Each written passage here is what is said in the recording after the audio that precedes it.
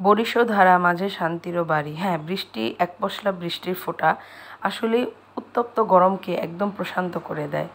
তো বেশ কিছুদিন বৃষ্টিতে নাকাল হয়েছিল আমাদের দেশবাসী, মানে বর্ষাকালের ফুল বর্ষা আষাঢ়ের মাঝামাঝি বৃষ্টির স্বাদটা পেয়েছে। কিছুটা অস্বস্তিতেও পড়েছিল, কারণ এরকম টানা বৃষ্টি আসলে সেটাও একেবারে ভালো লাগে না। দেখা যায় জীবনযাত্রা একেবারে থেমে যায়, থমকে যায়। স্কুল কলেজ যারা পড়ুয়া আছে তাদের জন্য তো অনেকই কষ্ট, বিশেষ করে যারা দিনমজুর তাদের জন্য। কিন্তু আমাদের আর কষ্ট কোথায়? কষ্ট বলতে সেরকম না, আমি তো আর অফিস যাই না, কিন্তু অবশ্যই আমার হাজব্যান্ডের কষ্ট হচ্ছে, বা বাচ্চারা স্কুলে যাচ্ছে তাদেরও কষ্ট হচ্ছে। তো আমাদের গৃহিণীদের তাদেরও কষ্ট আছে, মানে কাজের বুয়া আসে না অনেক সময়, বা তার সাথে কাজের পরিমাণ বেড়ে যায়। এই দিকে রান্নাবান্না খাবারের আয়োজনও বেড়ে যায়। তো ভাবলাম বৃষ্টির ঠান্ডা ঠান্ডা আমেজে একটু পিঠার আয়োজন করি। তো এখানে ছিল হচ্ছে আতপ চাল আর নাজিরশাহী চাল, মানে নাজির যে চালটা, সেই চাল, দুটো চালকে আমি একসাথে ভিজিয়ে রেখেছিলাম। তারপরে এটাকে পাটায় গুঁড়ো করেছি কিছুটা, আর কিছুটা হচ্ছে লিকুইড করে বেটেছি। আসলে পাটায় গুঁড়ো করা যায় না, পাশে যে যারা চাল ভাঙায় তারা বৃষ্টির কারণে তাদের দোকানও বন্ধ ছিল, তো 2 দিন ঘুরেও পাইনি। তারপরে এবার কি শিল আর পাটা, এটা ছাড়া তো আর কোনো উপায় নেই, তো এটাতে বেটে নিয়েছি। আর কিছুটা ব্লেন্ডারের জারেও কিছুটা হেল্প নিতে হয়েছে একদম স্মুথ করার জন্য, স্মুদি করে নিয়েছি। তারপরে তো দিচ্ছি আমি চিতই পিঠা। আসলে ওইভাবে একেবারে নিজের মতন করে কখনোই বানাই নাই, ফার্স্ট টাইম না, অ্যাকচুয়ালি সেকেন্ড টাইম, কারণ এই পিঠা আরেকদিন করে খেয়েছিলাম আমরা। তো এর কিছু ব্যাটার আমি রেখে দিয়েছিলাম যে বৃষ্টি নামলে পরে একদিন খাবো। তো এই তো দিয়ে দিচ্ছি। তো এমনিতেই নর্মালি পাটিসাপটা, পুলি, এগুলো ভাপা, এগুলো ঘরে করি আমি, বা অভ্যেস আছে সবসময় করার।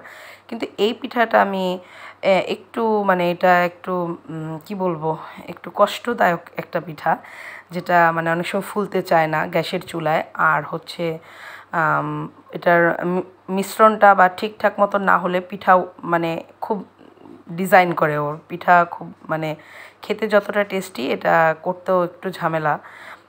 এমনিতেই পিঠা বলতে গেলে একটু ঝামেলা। তো এই দেখেন আমার প্রথম পিঠাটা একটু সাইডে মানে একটুই হয়ে গেছে, তো পরবর্তী পিঠাগুলো মোটামুটি ঠিক ছিল। তো যাই হোক, প্রথম প্রথম যা করেছি ভালোই করেছি। তো এর সাথে ছিল মাংস। তো পিঠাটা করা আগে দেখানো হয়েছে, আর মাংসের রেসিপিটা হচ্ছে পরে দেখাবো। তো এখানে দুটো রেসিপি একসাথেই। তো এখানে হচ্ছে পিঠাগুলো তুলে নিচ্ছি। আর আমার ভিডিও আপনাদের কেমন লাগে অবশ্যই কমেন্টসে বলবেন। আর যারা আমার ভিডিও দেখতে ভালো লাগে তাহলে অবশ্যই একটা ছোট্ট করে লাইক দিয়ে আর আমার পেজটি বা চ্যানেলটির পাশে থাকবেন। আপনাদের একটু সাপোর্টে আমার চ্যানেলটি বা পেজটি আরও গ্রো আপ হবে। আর এইদিকে আমি একে একে পিঠাগুলো সব তুলে নিচ্ছি। আর আপনারা বৃষ্টির দিনে কিভাবে আপনাদের দিনগুলো পার করেন অবশ্যই কমেন্টসে জানাবেন। জানি সবাই একরকম না, অনেকের হয়তো কষ্টের এটাই বেশি থাকে। তো তারপরেও এগুলো তো মেনে নিতেই হবে।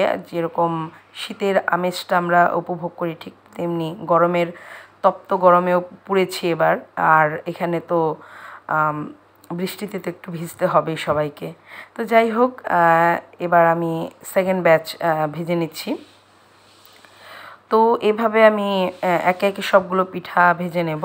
আসলে পিঠা হচ্ছে এমনই জিনিস, গরম গরম, বিশেষ করে এই পিঠাটা, এটা গরম গরম খেতেই খুব বেশি ইয়ামি লাগে। আর এটা যখন আরেকটা হয়, এটা ভিজানো পিঠা করলে সেটা ঠান্ডাটা হলেও চলে।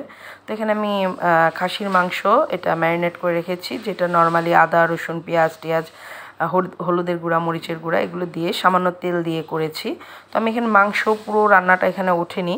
তো যাই হোক, এখানে ম্যারিনেট করে তারপর হচ্ছে আমি সামান্য একটু তেল দিয়ে ম্যারিনেট করেছি। আর এখানে প্রেশার কুকারে অল্প একটু তেল আর সামান্য একটু পেঁয়াজ দিয়ে তারপর হচ্ছে মাংসটা রান্না করব, কয়েকটা সিটি দিয়ে নেব। তারপর হচ্ছে 6টা সিটি দেওয়ার পর তারপর মাংসটা আবার কড়াইতে আমি সব মশলা যে পরিমাণে আমি মাংসে মশলা দিব সেই মশলাগুলো সব কষিয়ে তারপর হচ্ছে আমি মাংসটা আবার এটাকে ফোড়নের মতন করে দিয়ে তারপর রান্না করব। তো এখানে মাংসটা নেড়ে তারপর হচ্ছে এই তো সামান্য এইটুকু জল দিয়েই আমি মাংসটাকে সেদ্ধ করব। তো এখানে আমার হচ্ছে দেখা যাচ্ছে মাংসটা যখন আবার সেদ্ধ হয়ে যাওয়ার পর মানে বয়েলড হয়ে যাওয়ার পর তারপরে এখানে মশলাগুলো সব কষিয়ে নিচ্ছি। তারপরে এই তো মাঝখানে আমি আলু দিয়ে দিয়েছিলাম ভেজে, তারপর আমি দিয়ে দেব। আজকে ভিডিও এই পর্যন্ত। টাটা, বাই বাই, সবাই ভালো থাকবেন।